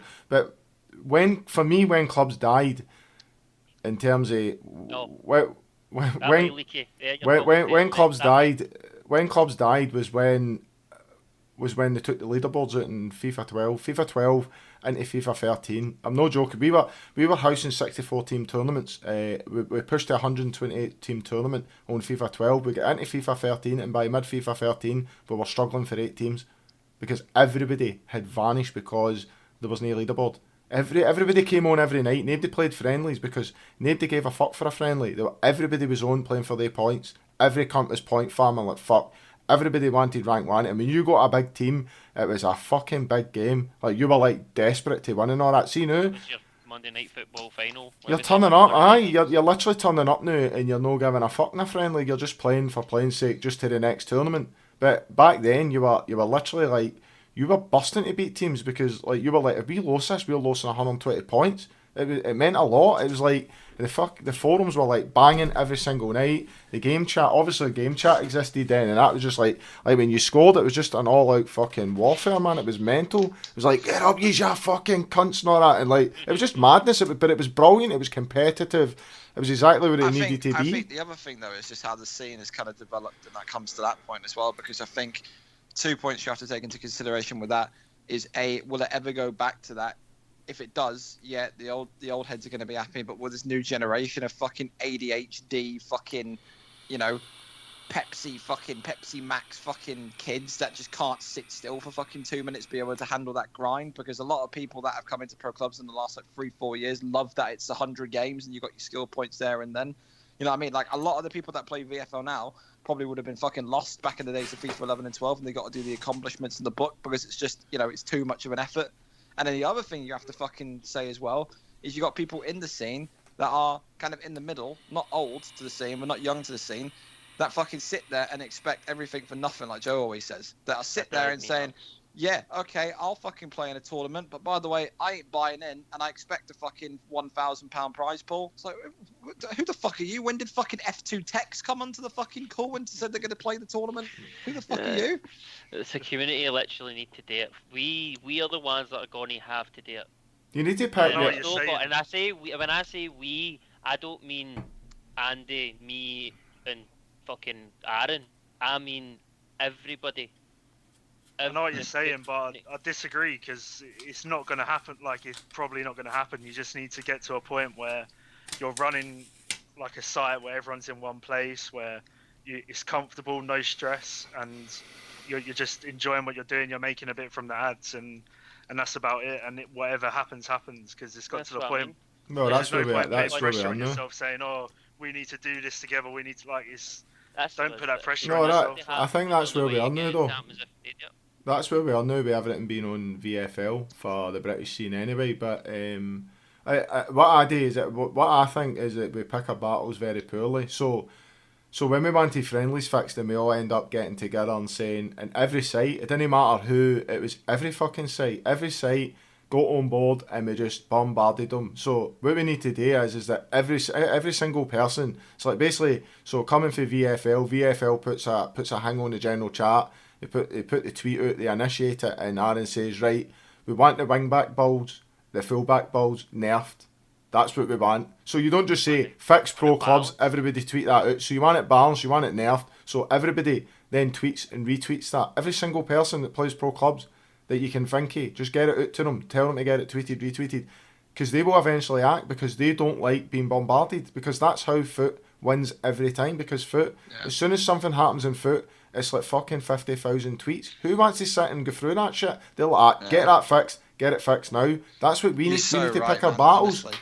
We need to pick our battles. Pick our battles. So we turn and we go out of the community, right? What's all the issues? So say we've got 10. So say FIFA 21 comes, right, and we go like that. We're all playing it, and we say, right, 6'7" pros are back. That needs to go. That's terrible. This needs to go. This needs. So we go like that, right? In priority order. What do we want to get rid of first? Here's our first target. This is what we all tweet about. 3 weeks later, after that gets fixed, right, next target, right, next target, right, next target. No, just, oh, let's just fucking moan pro clubs is fucking shite. We're not actually doing anything. We're not achieving anything. At the same point, I'll contest that, and I'll get all three opinions, even Drizzy, since Drizzy's a fucking player that's been around for 6,000 years. But at the same point, yeah, okay, it's down to the community to rally together. But at the same point, also, you would think in the last 2 years, EA have had these community managers come up to people and ask them for improvements to the mode, and they're inviting them out to these fucking events, right? They're inviting, and they're inviting. Well, this is the thing, that they're inviting people to these events, and they're talking to people that are the incorrect people. They are very much EA when they go up to these people, and I only got asked to do this. The end of FIFA 19 420, and that's when that Zaro guy with fucking glasses and spiky black hair was like, yeah, give me a list of everything that was wrong in FIFA 19 pro clubs. I replied back to him saying, how long have you fucking got? How long has this document got to be? And then I sent him like a big list of things. But then on top of that, I was talking to Matt HD Gamer at the time. Everyone knows Matt HD Gamer. Never ever really touches pro clubs properly like we all do. Ultimate Team guy. talked to him. He was like, yeah, they've asked me to do this every year. They always kind of ask me for my opinion and stuff. And then you hear Matt HD Gamer is getting invited down to the launch events in Belgium, whatever. And he's being asked, oh, okay, what should there be or what should be amended and stuff in pro clubs? They're not asking the correct people. They're asking influencers on YouTube. And I think that's the big thing. They're out of touch. They're out of touch in terms of who knows the mode the best. You can't sit there and talk to a fucking guy with a mil subs on YouTube who is a fucking fanatic and ask him, all right, yeah, how do we fix fucking pro clubs? What needs to be added and changed? It's fucking stupid. Both parties are equally as much to blame. Ask the correct people, fly the correct people in, and have a fucking set Did thing. you not say that they got somebody in to test the game? Was it this year or last year? And the guy was shooting into a rank fucking goal. Aye, that's true. What chance have you got? What chance have we got? Should I say? See if Go on, sorry. See if he goes guys in the chat saying to me, start the tweet. I'm just an individual guy. The tweet needs to come from a website, so it needs to come from Aaron's Twitter. It needs to be, as I say, it needs to come at the start of the game. I mean, you can still do it now, but it needs to come at the start of the game. You need to find out what's broken, what's not broken in our mode, and then everybody needs to go. Everybody see these guys that go, well, I played it well, I pay for the game, so I'm playing 6'7", and they won't tweet it. That's your problem. You need everybody to understand that. No, this is actually broken. In your opinion, right? Is it the centre back build being that underpowered that's no point using it, or is it the full back build is just that overpowered? It's overpowered. The full back build's that overpowered. Yeah. Look at the difference in the games. See, even at that, like you watched the Bayer Leverkusen thing last night. There's never in a million years Benny should I get bet to that ball. With a striker, he's a good fucking 5 yards in front of him, and the guy zooming past him like fucking go gadget like. Aye, but that's because he's like 5'4", 5'6". You know what I mean? So if he's 5'8", he maybe have a chance. That's the thing I've noticed. That I actually said in the last two commentaries with VFL compared to competitive, I've noticed a vast difference. I'm sure Aaron, you can. I have said that. I can tell the difference. Yeah. The game's much slower with the competitive mode, and it's more enjoyable. It's actually more enjoyable to play competitive FIFA now than it is to just play FIFA in general. Like even the drafts are more enjoyable. Like VFL's just it's too big. It's too big for Aaron to manage. You can't. You can't. Yeah, something to police it. Yeah. And the thing is, the other. I got sorry. The thing is, I want to say was like the way you're saying they're asking the wrong people, like Matt HD Gamer. Because he's an influencer and like we don't have influencers now. Exactly. Like, because of the way the scene is. Back in the day we would have, like back when we played on like 11 and 12 and 13, like there was like, I know it sounds like gay and weird as fuck, but there was like a hierarchy. Like the bad players would respect the good players and people would want to get better, and it was like that. And we did have influencers then. If someone said something, everyone would listen. We don't have that now at all. All we have now is Bluefin because of his stream, like because he offers something, and you because you offer your website. That's literally it. Well, the people will say, the casuals, Drizzy, will say that JCC is the fucking hope now. But like, I love JCC, I do. But that is not the fucking voice for how pro clubs improve. He's too negative. He's too negative. Everything is just bashing everything. There's no constructive. Yeah, I love the bloke, but you can't sit there and fucking bang on about how you want the mode to be like 2K and how you want fucking tattoos and shit being in the game. I couldn't give a fuck about tattoos. Yeah. I couldn't give a fuck if my guy is like basically fucking runs about purple. I couldn't care less. I want the game gameplay. I just want the gameplay. See, That's you it. said don't think anybody that there isn't the influencers. There's 3 in here. You just need to look in the VFL Discord. We've basically put out rules and restrictions, and I would say the majority, if not everybody that is in there, has been doing it. That plays 11 man. I mean, it's the fact as well. Like, it's why you fucking got pro club streamers now more this year and kind of last year getting partnered that are purely basing their Twitch content off of pro clubs. Like, if you don't want to ask site owners because you don't class them as quote influencers, and at least fucking talk to people like fucking Andy or people like Sam Tap Tap. I'm sure, like, yeah, okay. I know it's a stretch saying Sam Tap Tap because sure, he does his Sam Tap Tap thing on his community club stuff, but he has more of an idea of what is wrong with the game than someone like a is anybody more entitled to opinion than him? He plays more clubs games than anybody. Exactly. He plays because he is not getting the fucking first immediate call up of okay, yeah, come down to Belgium and tell us, you know, test Pro Clubs 21 tell us what's wrong with it. Fucking, it's the most. How I that love doesn't Sam, happen but is insane. would Sam, obviously, it's all a hearsay, but would Sam have the cojones to go to them and say, look, this is what you need to fucking do? I think he would. I think he would. I genuinely think he would. That ain't the question though, is it? It's getting him there in the first place. Yeah, Well, exactly. that's it. Aye. That's Well, I mean, we're If he not fucks going to up, get that's there. another question. Yeah. I think like somebody put on earlier on saying, I think it was Banana, and he said it took us 4 or 5 months to fix friendlies. No, mate, it took us 8 years. Because I asked for it every year, but the point is what happened with friendlies is that Mr. Gringo in the call here took the lead with it, and every cunt went mental. And everybody went mental. They tweeted it, they retweeted it, everybody tweeted it and retweeted it, and exactly what I said earlier on happened. They got bombarded with notifications and they fixed it. It might have took them 4 or 5 months to do it, but friendlies is now in every year. Friendlies is there now because of that. So that's what we need to do as a community. I won't have any argument against it, no matter who it is. If we don't go as a community and we don't en masse say 6'7" pros on FIFA 17 or FIFA 18 or whatever, that's a fucking major problem.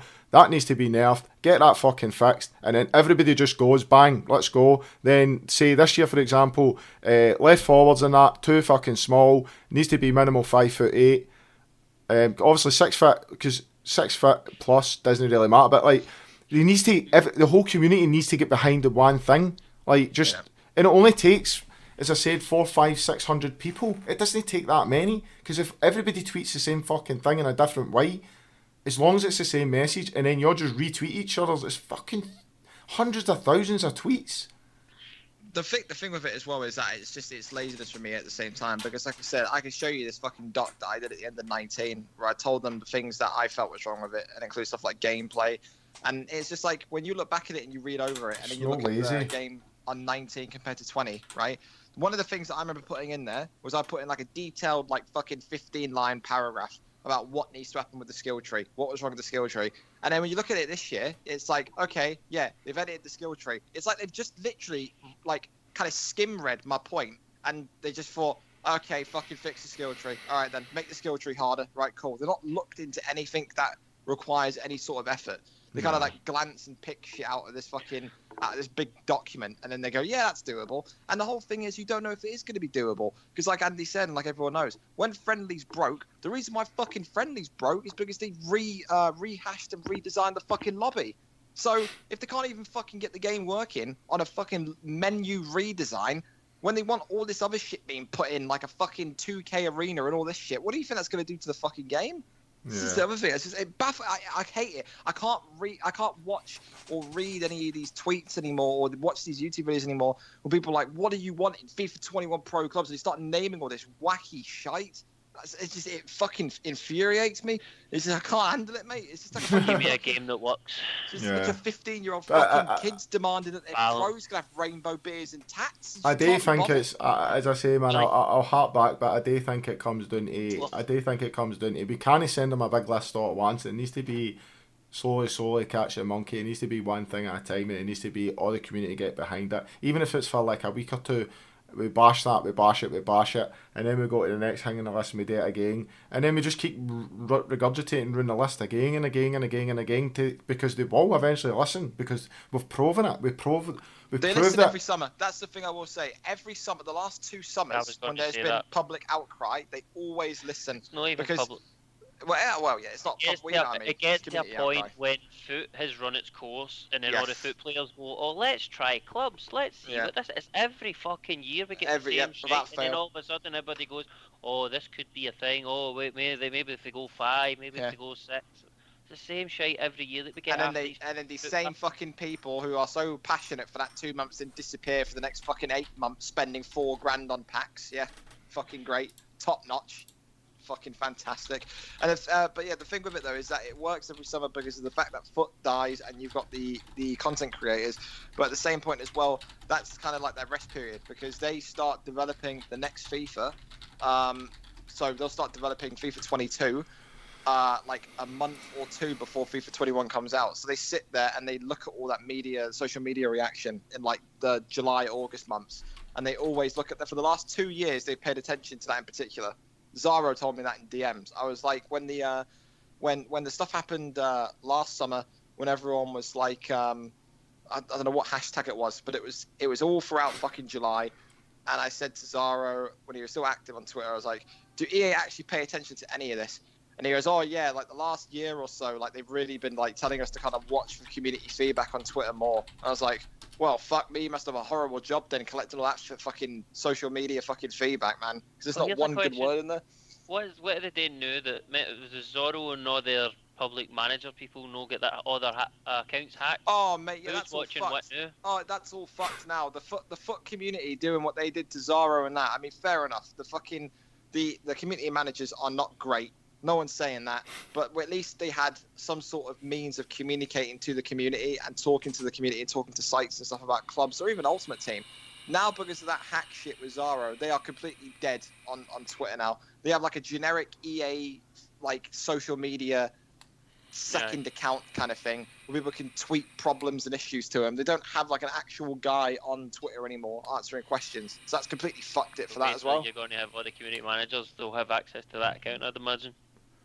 Yeah, well, I don't know if it's congratulations. automated. Another thing fucked for us. Another thing fucked for us. Have a job, man. They just rob a wage. Yeah. It's supposed to be they're literally their job is to get the feedback from the players and give it to the developers. That's literally their job. That's what they get paid for. And they don't do it. It's crazy. Yeah. It's annoying. It's so fucking annoying because it's like if you look at any other kind of like genre of game, right?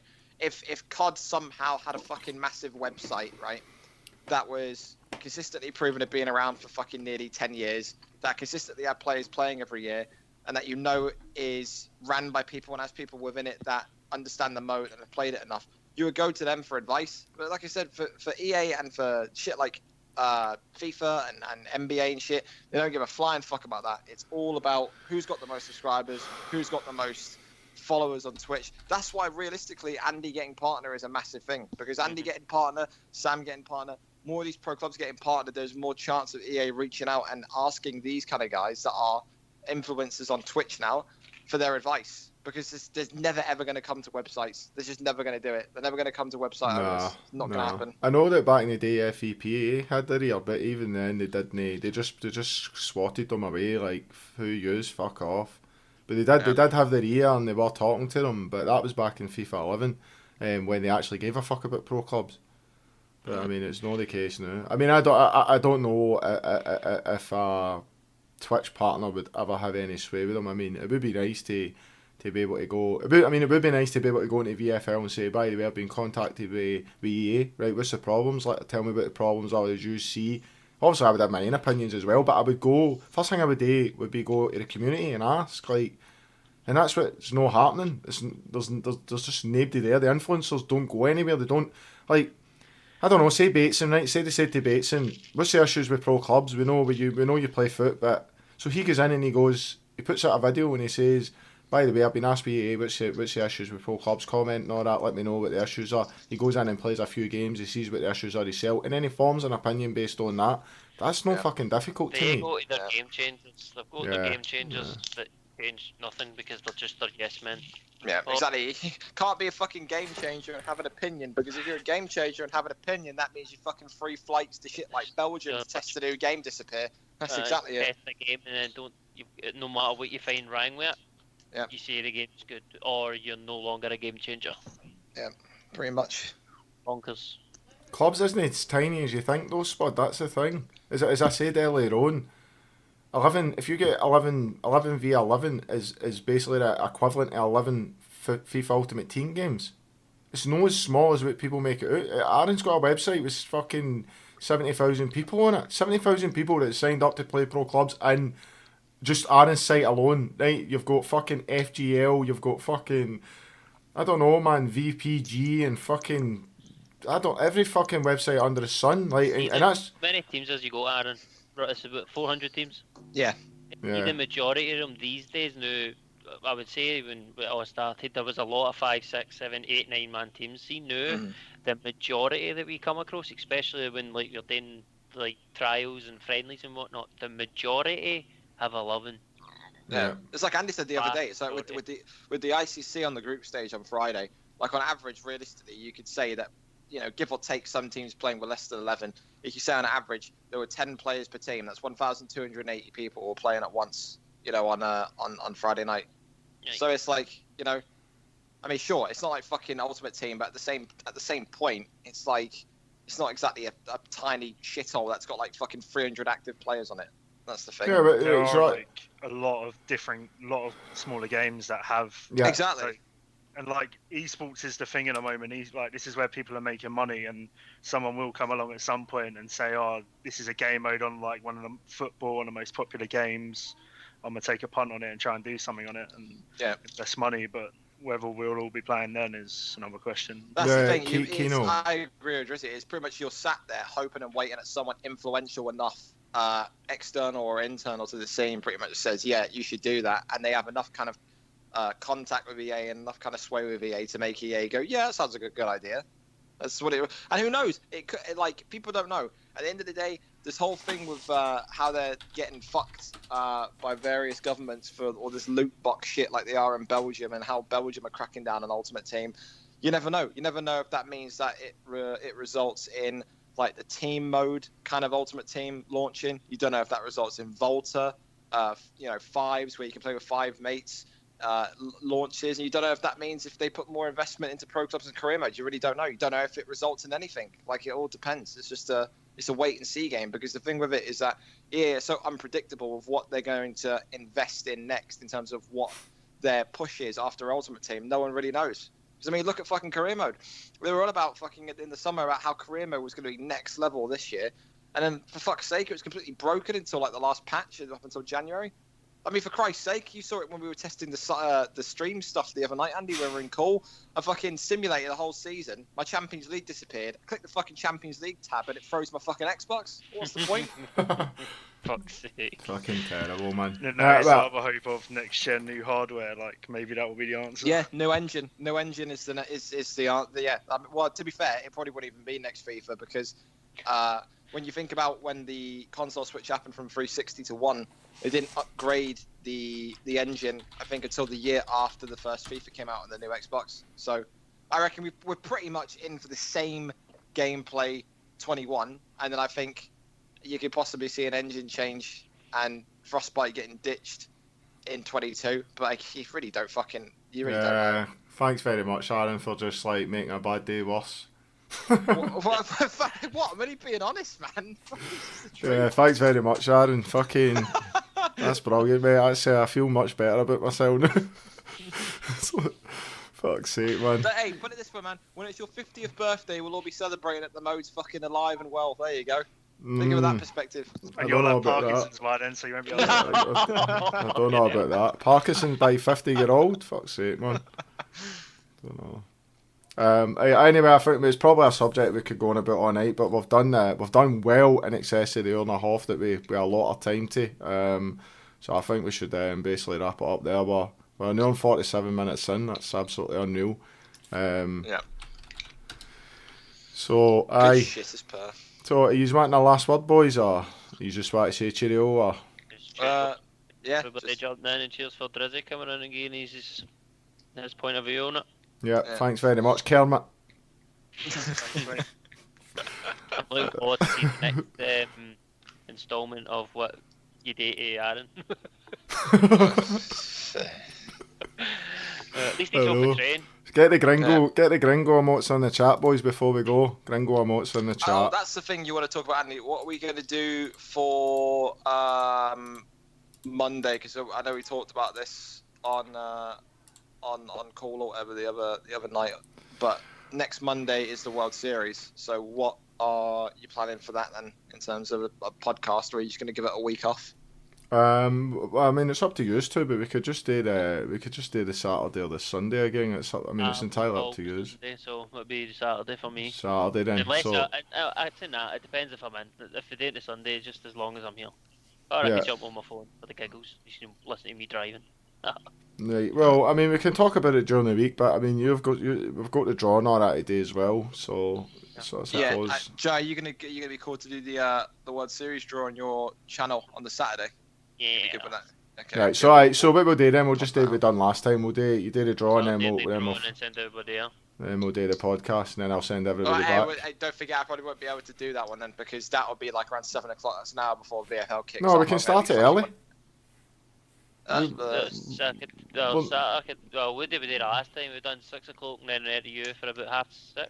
So it was at half 6 and then on to you for 7. So this is 6. Well, we could. I mean, we can do it. We'll talk about it, right? We're just Yeah, not we'll on. talk about it. We've got to think about the logistics because as well, there's no football on this week because it's all FA Cup. So Yeah. So I we mean, could we could even do the draw at 3 and then fire the podcast up you early. see, that would be ideal, but Yeah. you know, I don't want to fucking be a disruption for everybody. No, it's so no. it We're depends. just we're just trying to accommodate, and it's not on its usual time slot. So we'll talk about it and we'll organise it between us. But thanks for as usual. Thanks to Drizzy for jumping in. With his insight and obviously used too every week. It's always interesting, and I quite personally enjoy it. So I'll catch you two later on. Joe, I take it you can't play. No, I'm going to give this night to her and then I can get the whole week to do what I need to do. Get your ass slapped if you play. No, to be honest, even if I'm not playing, I'm hoping to get my slap. Hey, no bother. No bother, man. That's a new. We need that for an emote. You've really enjoyed that one, haven't you? Fuck me. Yeah, you really has. Right, I'll catch you later, boys. Alright, Good latest, night. man. Latest.